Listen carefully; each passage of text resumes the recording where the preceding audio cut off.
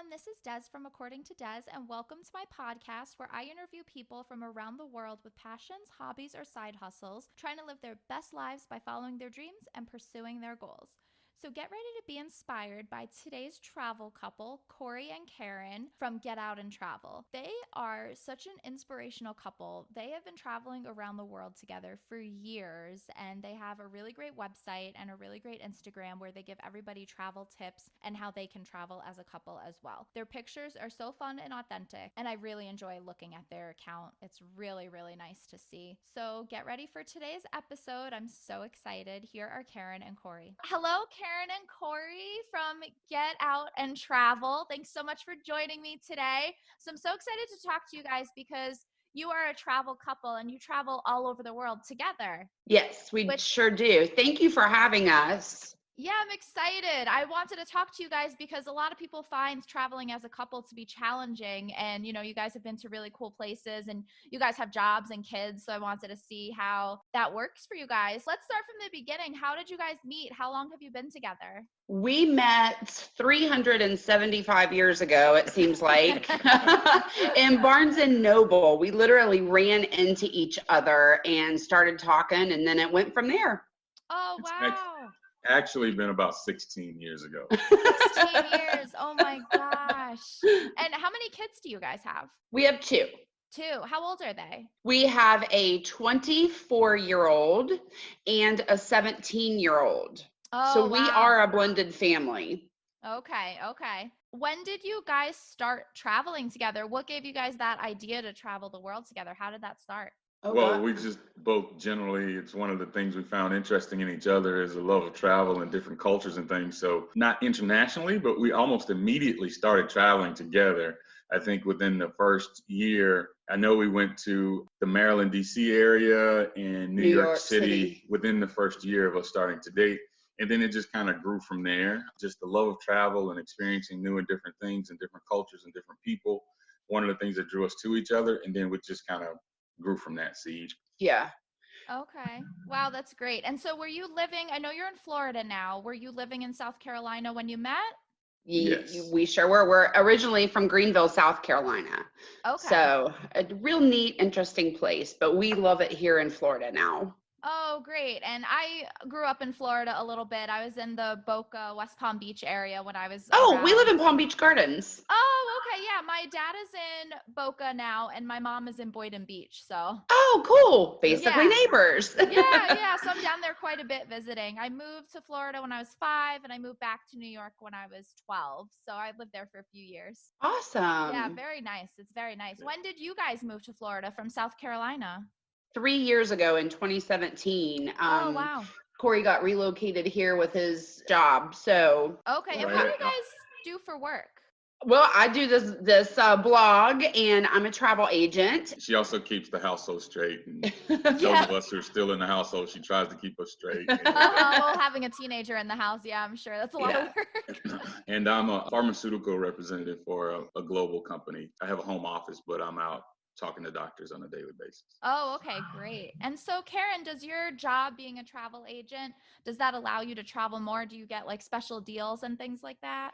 Yeah, there are some things that, some deals that I can get, but I do it just as a part-time thing, just to help, friends and family. It's more of a hobby. Gotcha. Okay. Yeah. And how long have you been doing that for? Actually, I just started with my cousin within the past year, but I've kind of been doing it for people just on my own for a while, helping plan people's trips and things like that. I'm now with a big company. So, okay. Oh, that's great. That's great. So you guys have been traveling together for 16 years, basically. How did Get Out and Travel start? Your travel blog, Instagram, everything? Well, for about the past 10 years or so, everybody has been like, you've got to write a travel blog. You've got to write a travel blog, and just on, because we've done some crazy things that most people haven't even been. We've been places people haven't heard of. And we finally just decided we're going to do it. And it was last July 4th, we started putting it all together. That's where it came from. And it has just really blown up, and it's been so much fun to do. Wow. Yeah, that's really cool. So I met you guys, basically, I've been following you on Instagram and I love your page and you have been to some really cool places. How many countries have you guys been to? We have been to 25 countries so Wow. far in the past, probably about really 10 years. 10 years, yeah. Because Okay. when our kids were little, it was a little bit tougher to, take them around and things. But as Yeah. soon as they were able to pull their own suitcase, we were dragging them around. Oh, wow. So they went out of the country with you? Yeah. Yes. Oh, wow. Okay. Okay. And how many states have you been to? Do you know? I'd just say most of them. I don't know. Most of Yeah, them. we haven't been to Hawaii or Alaska, but we've been to, Most everywhere yeah, else. everywhere else. Oh, wow. Very cool. So how do you pick where you guys are going to go? We generally, unless there's like some awesome deal somewhere, we kind of almost take turns, and it's more or less about a region that we want to visit as Yeah. opposed to a specific city or destination. So we know we want to go to Africa. We want to go to Northern Europe. We know we haven't visited Germany yet. We'll narrow it down by a region or a country or something to that effect, and then begin to do research and figure out what areas in that region are most attractive to us and going to provide us with what we want to get out of the trip. And then we go from there and we start planning. We do a little bit of all kinds of travel too, though, because sometimes we'll go all out and, we've chartered a yacht in Greece, or we'll stick to a budget and we'll do a VRBO somewhere. It just really depends on what we're trying to get out of the trip and how many trips we have planned for a certain year. And because Corey has stricter vacation time and whatnot, that kind of dictates what we do as well. When you guys started traveling, how did you balance? I'm sure now over the years you have more of an idea of how to do it, but how did you start balancing kids and travel and work? The kids' school schedules dictated more of what we did because we don't do homeschool or anything. So that kind of dictated what we did. We do try to avoid the larger crowds at times. That plays into it as well. Yeah, so what we would typically do is we would try to shoulder a trip around the school holiday, whereas particularly when our daughter was younger and it wasn't as important that she'd be in school every day, we may take her out 2 or 3 days before a holiday and then travel those days as well as throughout the holiday, and maybe a day on the back end that she misses school or something like that. And our older son was able to accommodate that as well. We would be in a location most of the time, and it would be not a location where everybody was going to go over the holiday. We would be there, it would be less crowds, and we would also be there some days before the crowds arrived, and it maybe get a little crowded in the middle and then die out before we return home. Gotcha. And how was it traveling with your 2 kids? Like Karen said, the first time we took them to Europe, Chloe was in first grade or kindergarten, and Wow. she barely pulled her check bag, and she's a trooper, and she got right in there and did it. And then our older son, and they're both interested in culture and things now, and I think it's done them a really good service introducing them to that younger. They both love to travel now, and our oldest has done it independently at most of his school breaks from college. Oh, And wow. He's been to China. He's been to Thailand. Central Mexico. Yeah, he spent a lot of time in Central Mexico, and yeah, I think we rubbed off on him. Wow. Yeah, I was going to say, it sounds like you guys really influenced them. Yeah. That's amazing. Wow. So I'm sure they appreciate all the travel you guys did when they were younger. Oh, definitely. Oh, that's great. Now, as they're older and your teen's almost an adult, do you guys still travel together? Yeah, we were actually supposed to be in Paris right now. Oh boy. Yeah. The three of us. Yeah. So, but what we typically try to do, especially for a larger trip, a trip to Europe or something of that magnitude, we will do almost like every other one would be a family trip. Like if we went over Christmas and we took the whole family, then the next time we went somewhere in the spring or the summer, it'd probably just be Karen just and I. us. So that's kind of the way. And that's so much easier now that the kids are older, because Chloe, she can stay by herself and we don't have to worry about, and she can drive. So we don't have to worry about getting a sitter or who's Corey's parents coming to stay. So it's much easier now, that especially that they're older. That's great. And do you find that when they were younger that your travel slowed down? Is it picking up more now, or has it maintained consistently? Pretty much the same. It's pretty much consistent. But I do anticipate it increasing once Chloe goes to college a little bit. We'll have a little more free time. And there's this website, I don't know if you've heard of it. It's called Scott's Cheap Flights. So everybody listening, write that down. Scott's Cheap Flights. Oh, great. It's a subscription, so we pay to join it every year. I think it's like $50 or something like that. they have these incredible deals. Like we were supposed to be in Paris right now. I think I got those upgraded flights. We upgraded our seats for $500 a ticket. And then Chloe was in regular economy or whatever. And her ticket was like $300. Oh, so wow. I think Scotch Cheap Flights is really going to dictate a lot of our fun travel, just an extra trip here or there, just because the deals are so fantastic.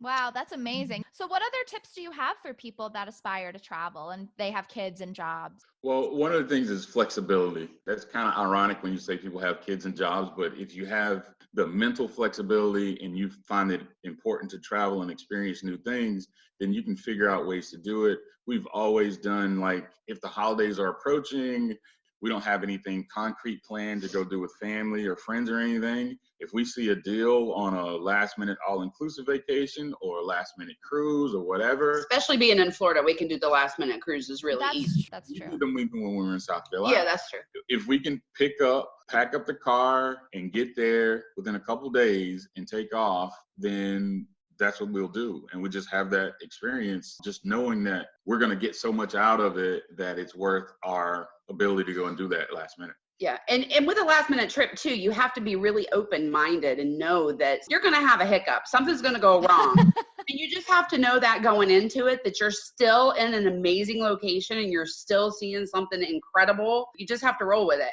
Do you have any examples that you can remember where just everything was going wrong, but you still tried to have fun? Really, honestly, we have, because travel is not perfect. It's not super glamorous. Like it's, a lot of people want to fantasize that it is. We just have a different mindset and we really try to go into it with a positive outlook. Just roll with it. It's not all bad. We're traveling. We're so lucky. So that's just kind of the mindset that we have. I remember one specifically. We took a last minute all-inclusive to a nice resort in Mexico. Tobias was in college, I think, early on, and he was traveling with friends.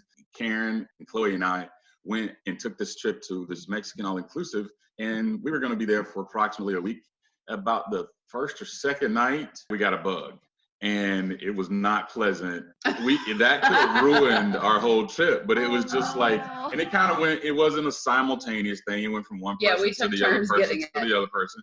But we in and took care of each other and we're still here in this amazing resort and maybe we don't feel good today. We went for a bike ride in town and the chain came off Chloe's bike.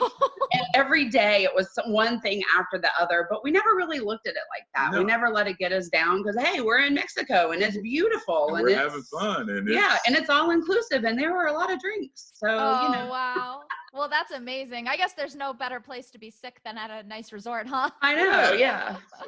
I love your guys' mindset because something like that could really just ruin a person's trip, but you guys are so positive and easygoing. Wow. You gotta be. Yeah. So tell me about this Get Out and Travel, your blog, your Instagram. Oh, it's awesome. The funny part about it is we haven't even put in a quarter of the content that we have. Sometimes it can get so overwhelming when you make an Instagram post and you have 200 people comment on it and you're trying to respond and everything. So I feel like that since we've grown to so many followers, it's slowed me down quite a bit from posting, but oh my gosh, it's so much fun. And we have so many places to still write about and entries to do on the blog. And And there are times we kind of divide and conquer when we started out. So Karen had Instagram she focused on, as well as Facebook in the beginning. And I was going to do the Twitter updates as well as the typing of content into the blog. And sometimes work gets crazy on my end. Twitter and the blog kind of get delayed or fall behind a little bit. But Karen's been very, very diligent about making sure the Instagram, I don't think Facebook's such a hotbed anymore, but making sure the Instagram is up to date and she's staying on top of things and going forward. And that's actually what's contributed to all the growth and the opportunities is Karen's diligence with Instagram. And it's just one of those things, if you're dedicated to it, you got to understand that there are going to be ebbs and flows. And there are days when it can be frustrating when she's just responding to these posts all day. And just like, what's going on? And you can't see it as the third party or the partner. You don't really understand what's going on. So you just kind of have to trust that it's going to be beneficial in the long run and just keep at it. Right. Yeah, that's great. So it must take a lot of time then to respond Yeah. to everybody and a Yeah. lot of effort. And even just posting the pictures and your stories, like your pictures are great and they're so fun and cute. So that's really nice. Well, and Corey's thing with the pictures, he does not believe in editing. So the Oh, okay. pictures are, as you can see, they are what they are. And it Oh, was wow. usually most of the time taken with one of our phones. So, Oh, and that's okay. been my compromise to him. There's no filters. I want no filters on these pictures. So Oh, wow. our pictures are true pictures. There's no editing or filters on them. Well, that's great. It's so authentic. Yeah. And it's really like people could see the real place and how it Right. really Yeah. looks. So, yeah, that's Yeah. amazing. So, I know it's kind of hard to choose, but do you guys have a favorite place that you've been? This little Again? island in Greece called Paros, Paros. It's close to Mykonos. It's like a smaller, where more of the Greek locals go, and it's like a smaller Mykonos, and it is fabulous. I would go back there in a heartbeat. Oh, wow. How about you, Corey? I'd say my favorite place so far, that trip would be my favorite trip, but my favorite place would be Barcelona. I would say that that's been my favorite place, and that would be the one that I would want to go back to most frequently and spend the most time in, just because of everything, the architecture, the food, the people, the things to see and do. What I would say I was most surprised by is Paris. I don't know, I had a mental block or a prejudgment. I just felt like it was going to be a French version of New York City or something. Felt like it was something we needed to see and do, but I was a little averse that I wasn't going to really like it. But I actually really, really loved it. And like Karen said, we were planning to be there right now, except for the Flight cancellation. COVID-19 and everything that's going on around the world. And that's much more important. We felt like it was so important, and it impressed me so much. We wanted to take Chloe there, and so she could see it for her first time, and we were excited to see what her responses were going to be. And we'll get there with her at some point in time. And our eldest has been there on a trip on his own with his friends. So he's almost traveled to as many countries as we have. Yeah. Wow. Yeah. So yeah, he does a lot. Wow. I feel the same way though. I didn't think I was going to like Paris. I felt the same way. I was like, this is just going to be like New York City where I'm from. So I was like, it's not going to be interesting, but I did. I loved it. Yeah. Yeah. Yeah, it's magical. And how about most romantic place? Because you guys are a travel couple and a lot of couples want to go somewhere romantic. Do you have a most romantic trip? What would you Probably Paris. Yeah. Yeah. Yeah, I'd Because agree with that. Paris can be anything you want it to be. Mhm. You know, and it is romantic. It can be a family trip. And you can make Paris be anything you want it to be. Oh, great. Yeah, I agree. So did you guys traveling as a couple, is that hard? Do you guys fight or argue? I mean, you both seem really easygoing, but did you have any challenges in the beginning with traveling together? Sometimes a little bit. I think I grew up traveling. I'm a little more well-traveled than Corey is. I mean, of course, he's catching up with me. He's saying no, shaking his head now. But sometimes when I'm just going and he'll stop and he'll just look at me like, what am I supposed to do? And I'm like, come on, you can do it. Keep up. Let's go. That's a small part of it, but what it also is personality differences, and everybody has them. I'm more of a person, I want to take in the sights and see the people and things like that. And Karen's more, we got a schedule we got to stick to. We need to get to this place at this time. We got to rush past these things so we can get to that thing. And I'm more like, well, but what about, there's this we didn't even consider looking at. Let's take 5 minutes and look at this. And she's like, no, we got to go. So we do kind of butt heads sometimes about those things, but it's all in the beauty of travel and the beauty of the trip. And our two personalities really make it work. Yeah, and without the extensive discussion about it, it always works out that we also discover something new, which is what my personality is kind of looking for when these slow down moments she's getting on to me about. And we also see all the things that are of importance that she wants to see as well. So it works out. It's never a big to do or a big fight. It's always a 5 minute, well, we need to hustle so we can do this. And I'm like, well, but what about this? That'll still be there. Yeah. Yeah, it's very similar with me and my boyfriend. He's like, oh, let's go to this cafe to eat. I'm like, it's not on the schedule. So I'm similar. Exactly. That's exactly it. But then it'll end up being the most wonderful meal or best cup of coffee or whatever that you've ever had. So yeah, absolutely. So it's a good balance. It sounds like you two really balance each other out, which is yes, nice. we absolutely do. Yeah. So how does traveling affect your relationship? Do you feel like it strengthened it or improved it in any way? I think it definitely makes it more interesting because we're always planning where we want to go next. There's just always something to talk about. It's just always there. It's such a big part. And I mean, it's endless. So it's not a conversation that'll ever end. The planning is always there. The discussions, the learning about a new place, it's always there. Because we're so open to so many, we do luxury travel, we do everything. It keeps it more interesting, I think. We don't just do cruises. We've only ever been on 6 cruises in our lives. Okay. Because that kind of gets to be the same thing, or it's not just all inclusives to the Caribbean or Mexico. We do everything, and we need to get out of this habit. We keep going back to the same places. Oh, Because we feel like we weren't there long enough, or we didn't see all of this or didn't see all of that. We do return to the same places a lot of times, like Paris. I feel like you could be there a year and still do everything that it has to offer. But we also try to incorporate different things even when we go back to the same places. And I think it strengthens our relationship in that we continue to discover new things about each other and new places and new experiences to share. Just like this most recent trip we had planned to Paris, originally in most of the planning, we were going to be there for 10 days and nights, I think. And for part of the time, we were looking at or exploring a couple side trips, either to the south of France, to the Provence area, or into Brussels, to Bruges and Belgium and in places like that. So we're constantly looking to see what else we can do. Does it make sense? Does it make sense to take a half a day to take the train to get there? Is that going to be worth it? And then just bouncing ideas off of each other. So I think that contributes to us continuing to enhance our relationship and value each other's opinions, because you have to take all kind of factors into place when you're thinking about. Because we do have different interests in these cities. Yeah. There's just so much to see and so much to do. yeah, so much. So you guys are going to be busy for a very long time. Yes, we Forever. hope so. Yeah. How many trips do you typically take a year within the States or out of the States? It really depends on how far we have to travel. There was one year, I think in 2016, before we moved to Florida, I took a trip every month.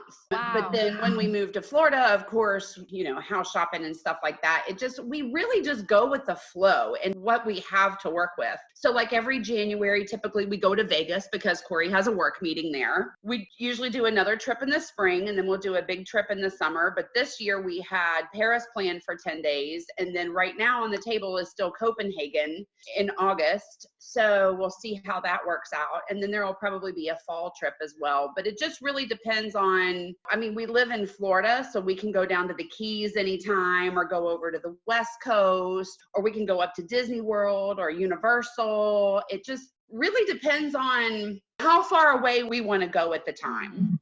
What else we have going on in our lives, as well as, like I said, what kind of deal or opportunity there is out there, also kind of dictates it as well. And if work's going to send me to a particular location, then probably going to extend there and stay for a few days after the fact, or a week before. With Copenhagen, we're planning to go a week before and explore Germany or some other places in the region before the work meeting. So it just depends on what circumstances life gives us, and then we take those circumstances and see how we can create some travel opportunities around it. Yeah. Wow, that's great. So what is next for you guys? What's next for Get Out and Travel? We do actually. Everything kind of can be a blessing and a curse. So with working from home and then having us take care of projects around the house on the weekends, trying to catch up some on the blog, on the website, as far as posting some additional locations and travel that we've done, and updating the pictures on Twitter and catching up there on my end on the weekends. Right now, probably Germany, Copenhagen is still in the works for late July, early August. We'll see how things go with that. And if that, for whatever reason, gets canceled or pushed back, then we'll start looking at what we can do in the fall or early winter. Well, for me, my goal with the blog is because we've just been writing about places that we've been. We haven't even started writing about tips and recommendations. And so I just want to take the blog in a new direction and just make it more user-friendly instead of just writing about the places we've been. But, we have to start somewhere. So we wanted to get a lot of our locations in that we've traveled to, but I need to make it more of a site where people can go to get advice and have their questions answered about travel. And we have an Amazon page that I want to start linking into, where we got our recommendations on things to buy and stock up for travel and things like that. So just really make it more all encompassing and more about being useful to someone looking to do a trip. Yeah, that's great. And how do you market your blog? It's mainly been through Instagram. Wow, well, that's amazing. I could talk about travel all day long. I mean, it's our passion. It's what we do. It's my biggest hobby. I could go on for days and days talking about it, planning a trip, where you want to go, where do you want to see, and it's just what we love to do. Yeah, well, that's amazing. Well, I just love looking at your guys' Instagram and everything, and it's so fun. Just you guys taking everyone along on your trips and your beautiful pictures. So it's really, really cool that you guys are just living this exciting, fulfilling life together. It's really Thank you just, so much. just goals, you know? Thank you. Yeah, amazing. Well, thank you guys so much for joining me today. It was so great talking to you. So great talking with you too. Thank you so much, Karen and Corey, for joining me today. What a great interview. They are just couple goals, aren't they? These two people have been traveling the world together for like 16 years. That is just incredible to me. I travel with Mark. He's usually the person I travel with, and it's not always smooth sailing. I have to say, I'm not the most easygoing person in the world. It takes a lot of commitment and compromise to be able to travel the world together, and they've been doing it for nearly 2 decades. That is just so crazy. That is really, really cool. Very inspiring. Thank you so much, Karen and Corey, for joining me today. That was such a great and fun interview. I'm going to put all their stuff in the show notes, so make sure you go and check out their website and Instagram account and everything. Really, really cool pictures and so fun to hear about their trips. Don't forget to follow me at According to Des on Instagram and subscribe to my YouTube channel and my podcast, and check out my website. I have all sorts of fun, great things on there about my travels as well. And join my Facebook group, facebook.com/groups/According to Des. And it's a very fun, supportive, encouraging community where people share their hobbies and their passions and their goals and just what they're up to. So much fun. So I would definitely like to see you there. Thank you for listening today, and feel free to share the episode. And if you have anybody that you would like me to interview, or you would like to be interviewed about something that you're doing, let me know. You can message me on any of my accounts and I will get back to you. I'm usually on every day. Okay, until next time.